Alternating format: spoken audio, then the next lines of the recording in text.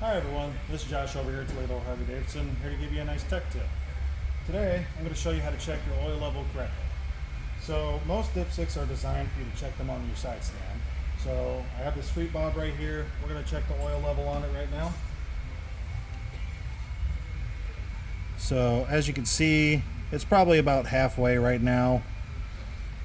Then, I'm going to put it back in. Now I'm going to stand it up. I'm going to show you the difference in the oil level. See how much further that went up? Way over. So, whenever you go to check your oil level, and if you have your own lift at home or something like that, make sure you're doing it on your side stand.